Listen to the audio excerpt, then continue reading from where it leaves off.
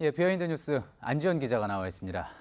안지연 기자, 첫 번째 키워드부터 볼까요? 네, 첫 번째 키워드 추천과 청탁 사이입니다. 예, 휴대전화 문자 메시지가 보이고 있군요. 네, 그렇습니다. 이 바른미래당 유승민 의원이 안종범 전 청와대 경제수석에게 보냈다는 문자입니다. 예. 2014년 7월에 보낸 건데 문자 내용 한번 보시면 이 조모 씨를 경북고 1년 선배인데 금융 쪽에 씨가 말라가는 TK. 그러니까 대우증권 사장과 서울보증보험 사장에 관심 있으니까 도와달라 이렇게 썼습니다. 예. 이 TK를 강조한 건 유승민 의원과 안종범 전 수석 모두 대구 출신이기 때문인 것으로 보이고요. 또 두 사람은 미국 위스콘신대 대학원 동문이기도 합니다. 예. 그런데 이런 문자가 한 번만 있었던 건 아니고 이후에도 인천공항공사 사장이나 금융연구원장 등 자리에 언급된 사람만 10명이 넘었습니다. 10명이요? 예, 인사청탁 의혹이 당연히 제기될 수밖에 없는 그런 대목인데 이에 대해서 유승민 의원 측은 뭐라고 해명을 합니까? 네, 이 의원 오늘 보도자료를 내고 해명을 했는데요. 보도자료 한번 보시면 당시 의도는 내정된 인사가 있는지를 물어보고 후보를 추천한 것이었다 이렇게 얘기했습니다. 예. 그러니까 내정 여부를 확인하고 추천한 것일 뿐이다 이렇게 해명한 건데요. 그런데 해당 의혹이 제기된 건 이번이 처음이 아니고 지난해 5월 이렇게 제기된 바 있었습니다. 예. 그러니까 구체적인 문자 내용이 이번에 처음 공개된 건데요. 당시에 유 의원 어떻게 해명을 했냐면 문자 보낸 사실을 인정하면서도 당시에도 내정자가 있는지 여부를 물어봤을 뿐이다. 그러면서 안 전 수석에게 답도 제대로 못 들었다. 실제 성사된 사례도 없었다. 이런 입장을 밝힌 바 있었습니다. 예, 저도 그 문자 내용을 좀 자세히 봤었는데 문자를 보면 뭐 도와주시길, 신경 써주소 뭐 이런 문장이 있습니다. 자, 이거 가지고서는 내정 여부만 물어보려고 했다고 하는 해명이 충분하지 않을 것 같은데 어떻습니까? 이번 해명에서 이야기했던 것처럼 실제로 안 전 수석에게 답도 없었고 성사된 바도 없었나요?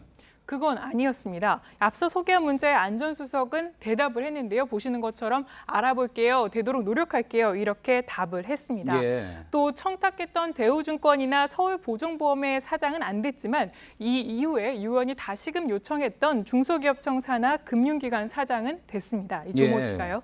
그래서 당시 보도에 따르면 유 전 대표가 부탁한 12명 중 최소 2명은 원하는 곳에 갔다. 이런 보도도 나온 바 있었고요. 예. 그러니까 답도 있었고 일부는 성사도 된 것으로 보입니다.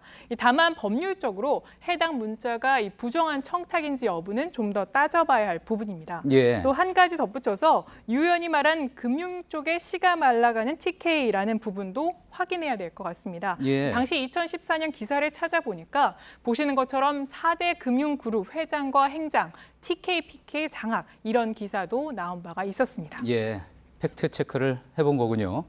예, 다음 키워드 한번 볼까요? 네, 다음 키워드는 탈지에서 부상 투혼까지입니다. 예, 어제 열린 민주당 대표 예비 경선 모습인 것 같은데 어떤 내용입니까? 네, 어제 예비 경선 오후 2시부터 3시간 동안 열렸는데요. 저도 이 현장에 직접 가봤는데 이 3명의 후보가 남기까지 정말 치열한 모습이었습니다.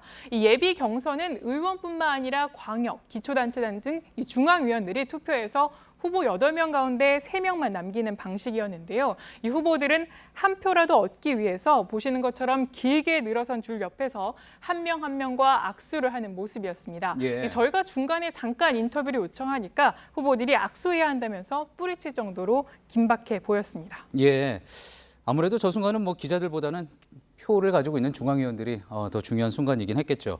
자, 그런데 정견 발표 때 각자 이제 후보들이 자신의 메시지를 차별화하려는 모습들도 눈에 띄었다고 하죠. 네, 그랬습니다. 그런데 핵심은 결국 친문표를 얼마나 모으느냐였는데요.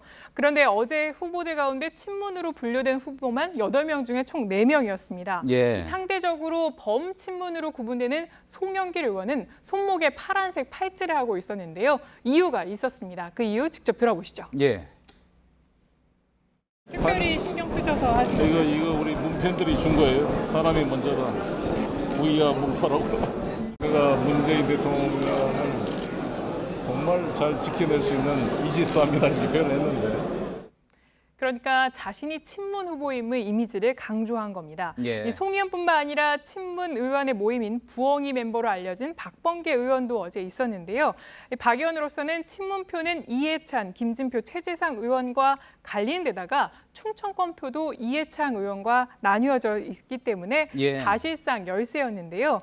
박 의원은 제가 자세히 보니까 정견 발표 때부터 이렇게 이마에 상처가 보였습니다. 예. 나중에는 피가 맺히는 모습이었는데요. 그러나 마지막까지 악수를 놓지 않으며 최선을 다하는 모습이었습니다.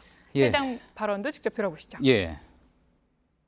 아까 인사하다가 고개 숙이는데 이렇게 팔을 이렇게 스친 거예요. 아 진짜? 괜찮으세요? 네, 괜찮아요. 예. 비하인드 뉴스를 위해서 안지현 기자가 직접 현장에 다녀온 거군요. 잘 봤습니다. 수고 많았습니다. 안지현 기자였습니다.